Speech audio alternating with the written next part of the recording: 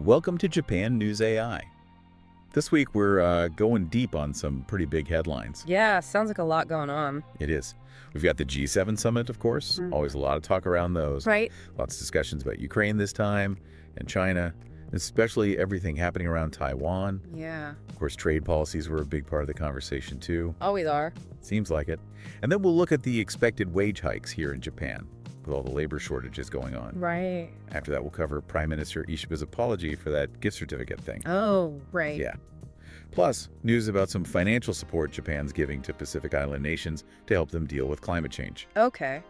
And finally, we'll touch on the Osaka Kansai Expo coming up pretty soon, but seems like not everyone's thrilled about it. Interesting. Yeah, the pre-sale ticket numbers are kind of lagging behind, but living here in Tokyo, all of this stuff has a real impact on us. Yeah. It's not just news happening somewhere else. It affects our economy, our place in the world. Yeah, sure. So we're going to really break down what these developments mean for you, for us, for everyone here. Sounds good. Let's jump right in, shall we?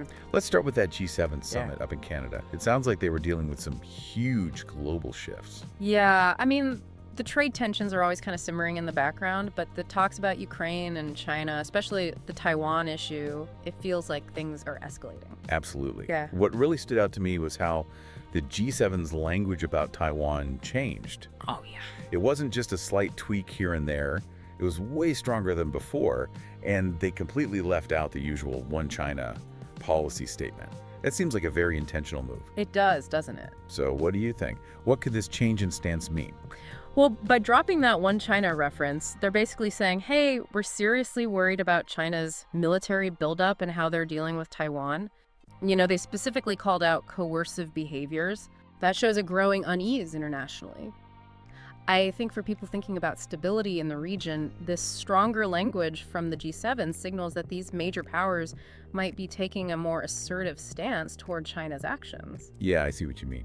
It definitely has implications for the whole geopolitical landscape. And it kind of connects to what was going on with Russia and Ukraine at the summit. The G7 warning about more sanctions, and even talking about using frozen Russian assets to help Ukraine. It all suggests they're getting a lot tougher. Definitely. To even consider using those frozen assets is a big step. It shows how urgent things are getting in terms of supporting Ukraine. Right. And the fact that Ukraine agreed to a 30-day ceasefire, even though Russia isn't really on board, puts more pressure on Moscow.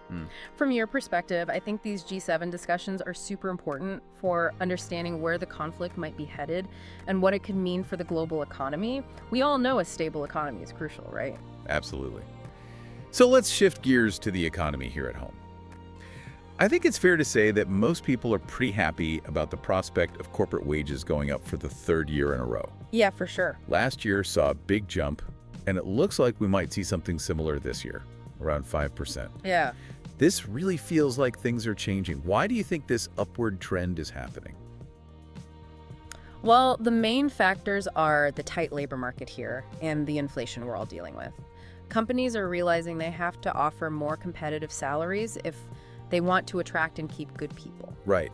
And remember, last year's wage negotiations resulted in the biggest increase in over 30 years. I did hear that, yeah. That even influenced the central bank to adjust their monetary policy. It's a direct connection between rising wages and overall economic strategy. Interesting. I think for the average person, if this keeps up, it could mean a noticeable difference in their purchasing power. Yeah, that would be great. Yeah. And I know a lot of this is fueled by strong corporate profits and the weaker yen. That's right. But the big question is whether these wage increases will reach smaller and medium-sized businesses, the ones that employ most people.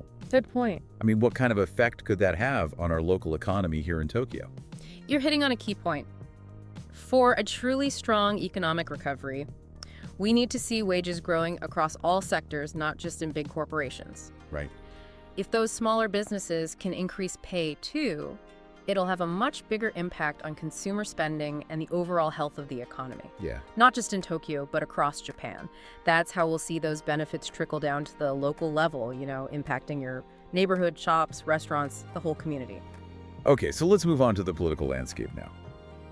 Prime Minister Ishiba's apology for handing out gift certificates to some LDP lawmakers has definitely stirred things up. Yeah, it has. It's interesting how even something that might seem small can create bigger questions about how the government operates. I agree. It's all about perception, right? Yeah, and with everything else going on, The concerns about the administration's approval ratings and what it could mean for the budget approval process are understandable, especially with the uncertainty surrounding international trade right now. Yeah, totally. All of these internal political dynamics can have a real impact on things like market sentiment and overall economic confidence, things that affect everyone. Exactly. Now, on a more global front, Japan pledging $3 million to help Pacific Island nations deal with climate change is a pretty big deal. It really is. It shows that Japan is serious about supporting those vulnerable regions hit hardest by climate change. Right. It's a good example of international cooperation and a reminder that environmental problems and their solutions don't stop at national borders. It's something we all need to be thinking about, how we can contribute to a healthier planet. And finally, there's this surprising news about pre-sale ticket sales for the Osaka Kansai Expo. They're only at about 60% of their target, and the opening is just a month away.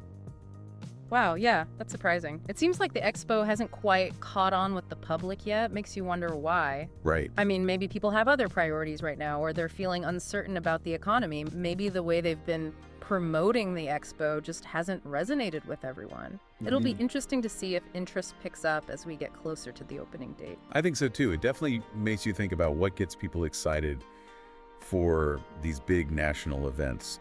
So when we put all of this together, all the global tensions, the economic shifts here at home, the political developments, and even the anticipation or lack of it for a major event, what are the big takeaways? What are we seeing here? I think what we're seeing is Japan trying to navigate a really complex mix of global and domestic forces. International relations are front and center, especially with everything going on with security in East Asia and the war in Ukraine. And those issues are having a big impact on economic policies and international partnerships. On the domestic side, the push for higher wages reflects both the current economic situation and a desire for a sustained recovery. And even the public's response to something like the Expo can tell us a lot about the overall mood of society. It's a time of major change and adjustment, both at home and abroad. Lots to keep an eye on. That's it for this week. Please like, subscribe, and leave a comment. We want to hear your opinion on today's topics. Take care, and see you in the next thing.